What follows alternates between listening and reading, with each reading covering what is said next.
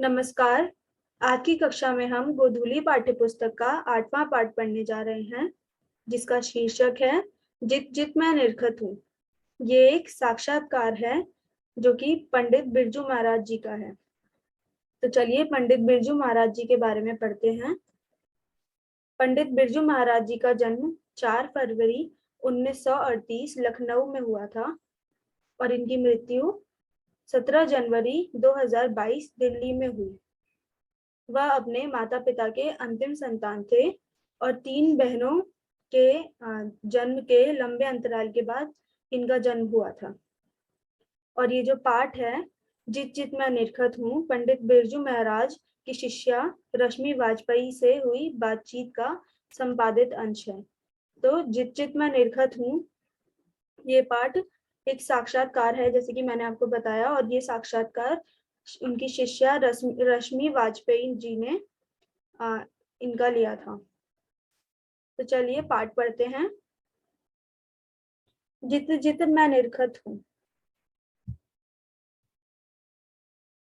रश्मि वाजपेयी, अपने बारे में कुछ बताएं।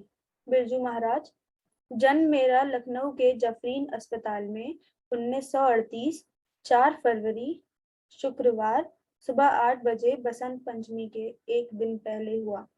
घर में आखिरी संतान। तो बिरजू महाराज जी का जन्म 1938 4 फरवरी को हुआ था और वे अपने घर में आखिरी संतान थे। 3 बहनों के बाद, तो मतलब 3 बहनों के बाद उनका जन्म हुआ था। सबसे छोटी बहन मुझसे 8 साल बड़ी, अम्मा तब 28 के लगभग रही होंगी।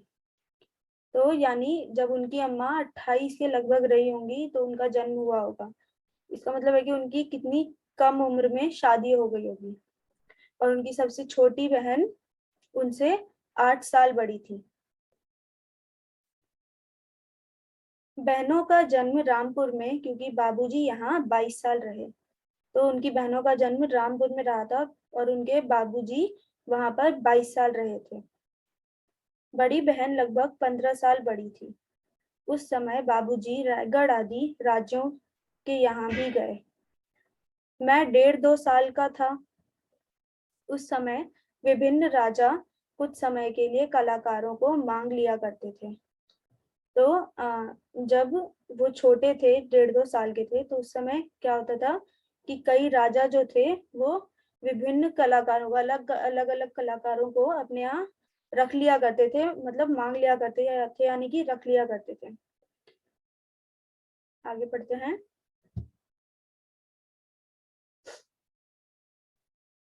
पटियाला भी गए थे।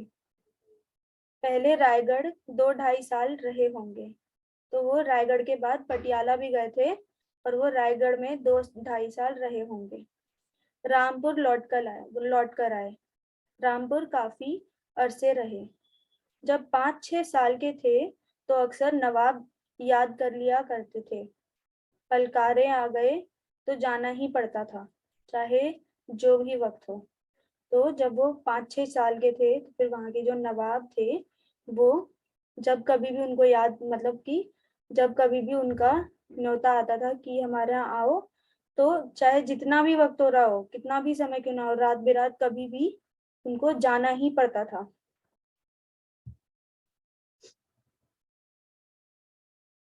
6 साल की उम्र में मैं नवाब साहब को बहुत पसंद आ गया था। मैं नाचता था जाकर, पीछे पैर मोड़कर बैठना पड़ता था। तो जब वो 6 साल की उम्र में थे तभी वो नवाब साहब को बहुत ज्यादा भा गए थे और वो वहां पर जाकर नाचते थे। तो मतलब इन्होंने 6 साल की उम्र से ही नाचना शुरू कर दिया था, कथक करना शुरू कर दिया था। पीछे पैर मोड़कर उन्हें बैठना पड़ता था। तो नवाब, जैसे पहले जमाने में क्या होता था, नवाब लोग होते थे तो वो किस तरीके से बैठते थे, अपने घुटनों की तरह, मतलब अपने पैर मोड़कर, और वो अपनी घुटनों पे बैठा करते थे। तो इसलिए वहां पर कह रहे हैं कि पीछे पैर मोड़कर वहां पर उधर बैठना पड़ता था। चूड़ीदार पैजामा साफा अक्कन पहनकर अम्मा जी बेचारी बहुत परेशान। उन्होंने हमारे तनख्वाह भी बांध दी थी। तो उनकी अम्मा, यानी कि माता जी, उनकी बहुत परेशान रहती थी कि इतना छोटा सा बच्चा है और वही डांस करता है। और जो नवाब जी थे उन्होंने उनकी तनख्वाह भी बांधी थी, यानी कि वो उन्होंने उनको काम पर वहां पर रख लिया था अपने पास। बाबूजी रोज हनुमान जी का प्रसाद मांगे कि 22 साल गुजर गए, अब नौकरी छूट जाए। नवाब साहब बहुत नाराज कि तुम्हारा लड़का नहीं होगा तो तुम भी नहीं रह सकते। तो इनके बाबूजी जो थे वो नहीं चाहते थे कि वो अब काम करे वहां पर नवाब साल के यहाँ, क्योंकि वहां पर 22 साल गुजर गए थे उनको काम करते करते। और वो मतलब रोज प्रसाद मांगते थे, बोलते थे हनुमान जी से, मतलब प्रार्थना करते थे कि अब नौकरी छूट जाए तो फिर वो प्रसाद चढ़ाएंगे। जब उन्होंने नवाब साहब को बताया कि अब हम काम करना नहीं चाहते हैं, तो नवाब साहब बहुत ज्यादा गुस्सा हुए। तो उन्होंने क्या बोला कि तुम्हारा लड़का नहीं होगा तो तुम भी नहीं रह सकते, यानी कि बिरजू महाराज अगर नहीं रहेंगे वहां पर तो उनके पिताजी भी नहीं रह सकते थे। खैर बाबू जो बहुत खुश हुए और उन्होंने मिठाई बांटी, लेकिन तब भी वो बहुत खुश हो गए कि चलो ठीक है, जैसे जैसे जैसे तैसे जान छूटी। तो उनका जब वहां से पीछा छूट गया, नवाब साहब के यहाँ से काम करने का पीछा छूट गया, तो फिर उन्होंने खूब मिठाई भी बांटी थी। हनुमान जी को प्रसाद चढ़ाया कि जान छूटी। वहां से फिर निर्मला जी के स्कूल में, यहाँ दिल्ली में, हिंदुस्तानी डांस म्यूजिक में चले गए। फिर वो वहां से नवाब साहब के यहाँ से फिर इधर दिल्ली में हिंदुस्तानी डांस म्यूजिक में चले गए। यहाँ 2-3 साल काम करते रहे। फिर वो लोग वहां पर 2-3 साल दिल्ली में काम करते रहे। ये शायद 43 की बात रही होगी, यानी कि 1943, 1943 की बात रही होगी।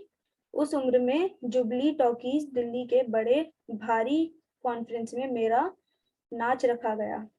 तो जब वो छोटे थे तो फिर उस समय उस उम्र में उनका दिल्ली में एक बहुत बड़ी बहुत ही बड़ी टॉकीज थी, जुबली टॉकीज नाम था उसका।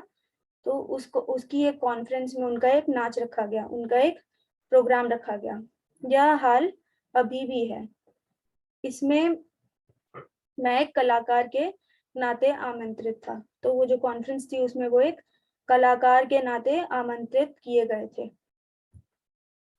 उसमें न जाने क्या नाचा रहा होगा। तो मतलब उस उम्र में वो कह रहे हैं कि ना जाने मैं क्या ही नाचा रहा हूँ इतनी कम उम्र में। तबला बाबूजी ने बजाया। अक्सर वे बजा देते थे पर उन्होंने मेरी आदत डाल दी थी। अक्सर जहाँ वे खुद नाचते थे तो पहले मुझे नचवाते थे और खूब जोरों से जमकर नाचता था। तो जो वहाँ पे जो कॉन्फ्रेंस थी, तो जहाँ उनको एज अ कलाकार आमंत्रित किया गया था, तो वहां पर जब वो नाचे थे तो फिर उनके बाबूजी ने ही तबला बजाया था।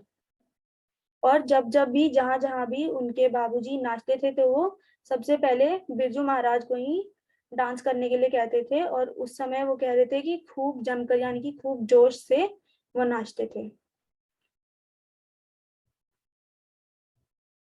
यूं मुझे याद तो न था नहीं यूं मुझे याद तो था नहीं, पर वे जो बोल देते थे तो टुकड़े का मेजरमेंट में फट से याद कर लेता था। जैसे दिग दिग थई था थई।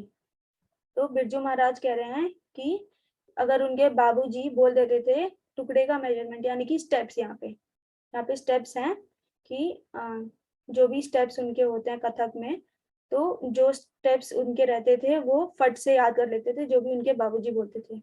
जैसे यहाँ पे इन्होंने एक एग्जाम्पल दिया है, दिग दिग थई ता थई। मैं अंदाज कर लेता यह नाप मेरा ईश्वर की कृपा से शुरू में अच्छा रहा, खूब नाचा। उसी समय यहाँ कपिला जी, लीला कृपलानी आदि हिंदुस्तानी डांस अकादमी में थी। तो उस समय कपिला जी और लीला कृपलानी ये भी डांसर्स थी, तो वो हिंदू डांस अकादमी अकादमी में थी। आगे बढ़ते हैं। बाबूजी के साथ मैं रोज आता था, हालांकि लौटते लौटते मुझे नींद आ जाती थी तांगे में। मुझे हैट पहनने का बहुत शौक था। तो जो बिरजू महाराज हैं वो कहते हैं कि जब वो बाबूजी के साथ रोज मतलब अपने काम पर जाते थे, तो जब वो लोग वहां से लौटते थे तो उन्हें टांगे में नींद आ जाती थी, और उस समय उनको हैट पहनने का बहुत शौक था, यानी कि टोपी पहनने का काफी शौक था। एक बार हैट पहने तांगे में लेटा था। पार्टीशन के कारण चेकिंग भी चल रही थी। हैट गिर गया तो उन्हें गुस्सा आया। आते हैं स्कूल और सो जाते हैं। तो यहाँ कह रहे हैं कि एक बार हैट पहने पहने वो तांगे में ही लेट गए थे, और उस समय पार्टीशन के वजह से पार्टीशन हो रहा था, किस इंडिया का पार्टीशन हो रहा था उस समय, बंटवारा हो रहा था, यानी कि, और मतलब किस चीज में बंटवारा हो रहा था, पाकिस्तान बन रहा था उस समय। तो उस समय पार्टीशन का समय चल रहा था और उस समय चेकिंग भी हो रही थी। तो जब हेड गिर गया उनका, तो वो जो लोग थे जो चेकिंग कर रहे थे तो कहते हैं कि आते हैं स्कूल और सो जाते हैं। फिर उठाया। झंडे वालान के पास उस समय यूं हाँ यूं भी डर लगता था पहाड़ी से रात में। तो झंडे जब वो ट्रैवल करते थे रात में, तो उस समय जो झंडे वालान एक जगह का नाम है, तो वहां पर डर लगता था ट्रैवल करने में उनको।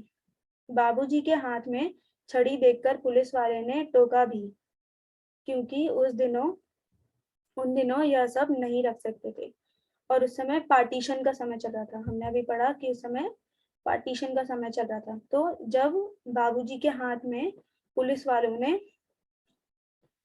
छड़ी देखी तो पुलिस वालों ने उनको टोका।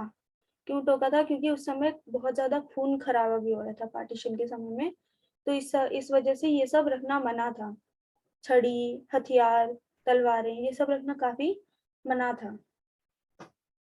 खैर, उन दिनों ऐसे ही दिन बीतते रहे, लेकिन कपिला जी, लीला जी जो हायर ट्रेनिंग होती थी वह मैं याद कर लेता था, और अगले दिन बाबूजी से कहूँ कि मुझे याद हो गया तो मानते नहीं थे।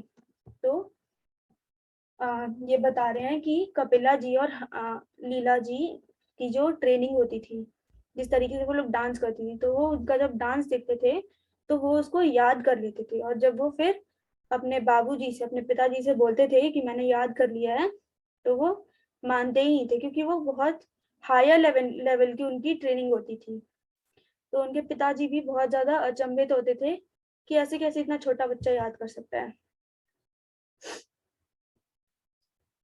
फिर जब अम्मा जी कहे सुन लो और मस्का लगाए तो सुनते थे। फिर जब उनकी जो माता जी थी, वो बोलती थी कि सुन लीजिए, तो थोड़ा मस्का लगा करके तो वो तभी उनकी बातें सुनते थे।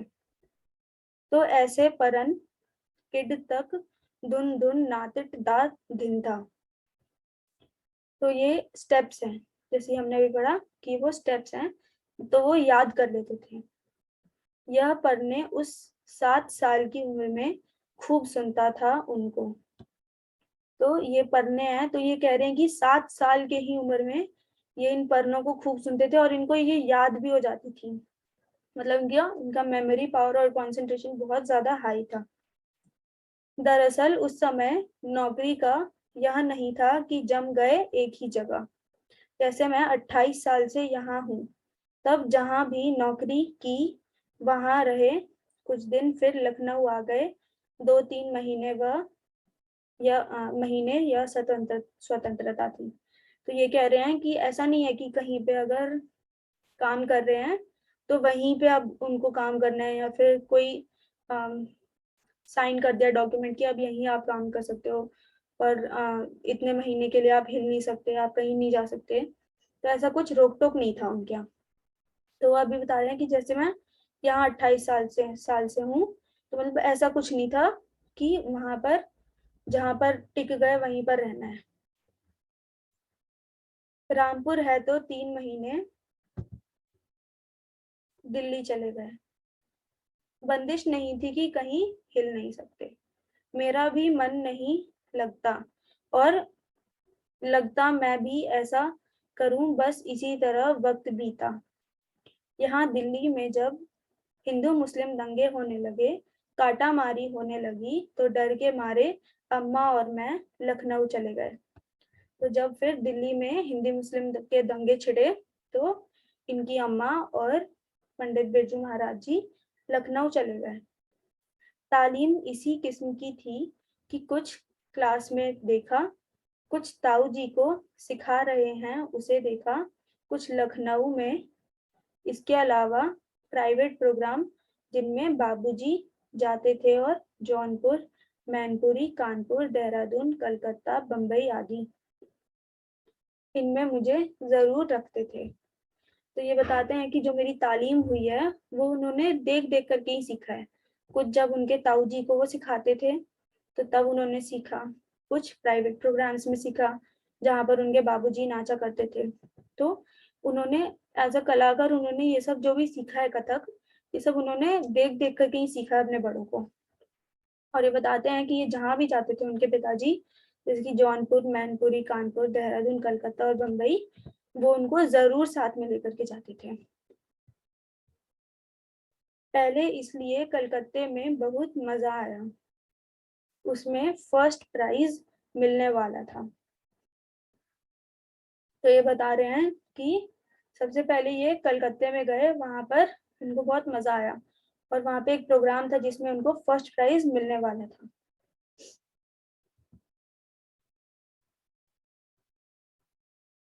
उसमें शंभू महाराज, चाचा जी और बाबूजी दोनों नाचे। और तो जो वो प्रोग्राम था उसमें शंभू महाराज हम आगे पढ़ेंगे, शंभू महाराज इनके चाचा जी हैं। हाँ, इसमें लिखा है शंभू महाराज चाचा जी और उनके बाबूजी दोनों लोग ही उस प्रोग्राम में नाचे थे। पर उसमें फर्स्ट प्राइज मुझे मिला, मगर उसमें फर्स्ट प्राइज इनको मिला, पंडित बिरजू महाराज जी को। तो मतलब वो अपने चाचा जी और अपने बाबूजी से भी बहुत अच्छा नाचे थे, तभी उनको फर्स्ट प्राइज मिला। तो चाचा कहने लगे, देख भैया, बड़े मियाँ तो बड़े मियाँ, छोटे मियाँ सुभान अल्लाह। और मैं बहुत खुश, चैन और मेडल वगैरह मुझे मिला। तो ये बताते हैं कि चाचा जी ने उनकी खूब बड़ाई की, उन्होंने बोला कि बड़े मियाँ तो बड़े मियाँ, छोटे मियाँ सुभान अल्लाह, और ये बहुत ज्यादा खुश हो गए। और उसमें जो प्रोग्राम में मेडल और चेन थी वो पंडित बिरजू महाराज जी को मिली। उस समय मैं 8 साढ़े 8 साल का था। समझ लीजिए कि 9 साढ़े 9 साल के भीतर ही सब तमाशे हो गए मेरी जिंदगी के। तो जब वो मेडल जीते थे, फर्स्ट प्राइज मिला था उनको, तो वो उस समय 8 या फिर साढ़े 8 साल के थे। हाँ, मैं ऑमलेट नहीं खाता था, चाचा जी खाते थे। तो कहे, अबे दाल का चीला खाएगा? जब अंडा कहकर पूछे तो नहीं खाता था, पर जब मूंग दाल का कहे तो बड़े मजे से खा लेता था। तो शंभू महाराज शुरू से ही बड़े शौकीन तबीयत के थे। तो ये बताते हैं कि इनको अंडा खाना बिल्कुल पसंद नहीं था, तो ये ऑमलेट वगैरह नहीं खाते थे। तो इनके चाचा जी इनको छेड़ते थे, इनको बोलते थे कि अबे दाल का चीला खाएगा, मतलब चीला खाएगा दाल का। तो वो मतलब जब मूंग की दाल का देते थे तो वो खा लेते थे, मगर अंडे का मतलब ऑमलेट वगैरह नहीं खाते थे।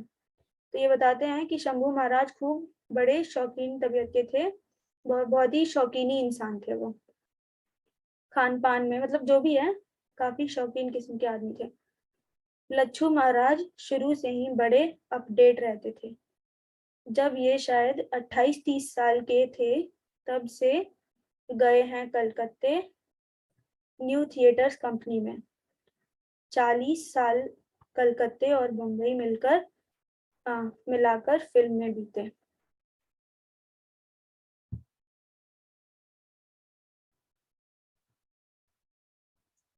हाँ, साढ़े 9 साल का था जब बाबूजी की मृत्यु हुई।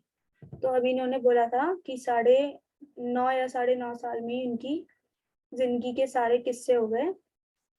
तो ये बता रहे हैं यहाँ पे कि जब वो 9.5 साल की थी, बहुत ही कम उम्र में उनकी बाबूजी की मृत्यु हो गई थी।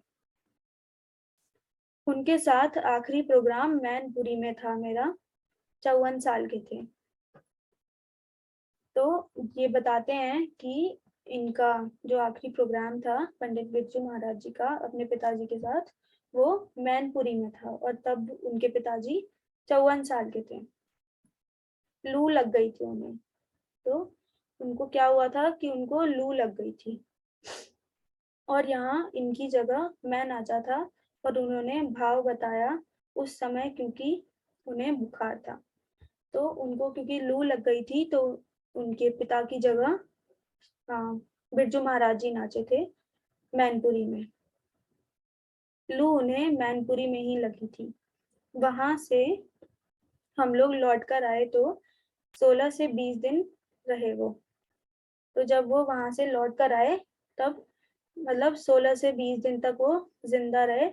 लू उनको मैनपुरी में ही लग गई थी जब वो वहां पर किसी प्रोग्राम में शामिल होने गए थे। कमजोरी आती गई, बाबूजी की यह आदत थी, और मेरी भी आदत है कि अपना दुख और कष्ट ज्यादा किसी को ज्यादा किसी से कहता नहीं हूँ। तो ये बताते हैं कि जैसे जैसे कमजोरी आती गई वो और बीमार होते गए। तो ये बता रहे हैं कि जैसे इनकी आदत है कि ये इनको कुछ भी कष्ट होता है, कुछ भी परेशानी होती है, तो ये किसी से भी नहीं बताते हैं। तो उसी तरह इनके पिताजी भी थे कि उनको कुछ भी कष्ट होता था, कुछ भी प्रॉब्लम्स होती थी, तो वो किसी को भी नहीं बताते थे, वो भी छिपाते रहते थे। उन्हें भी शुगर था, तो इक्के पर चौक वगैरह चले गए और सबसे मिलाए। तो ये बता रहे हैं कि इनके पिताजी को शुगर था, तो वो इक्के पर मतलब चौक चौक वगैरह पर जाकर सबसे मिलाए। जितने भी अमीनाबाद में थे, बाजार आदि में मिलने और सब ही प्यार करते थे। वह उनके साथ आखिरी प्रोग्राम था। तो ये बता रहे हैं कि जो मैनपुरी में इनका प्रोग्राम हुआ था, ये उनके साथ आखिरी प्रोग्राम था, और जब इनकी मृत्यु होने वाली थी इनके पिताजी की, तो ये चौक पर और अमीनाबाद में जो भी इनके दोस्त वगैरह थे, जो भी जान पहचान वाले थे, उन सभी से वो मिल आए थे। उनके पिताजी की आखिरी मुलाकात है, क्या पता इसके बाद क्या हो जाए। तो वो अपने आप ही बिना बताए सबको चले गए थे और सबसे मिल आए थे। तो इस पाठ में इतना ही। धन्यवाद।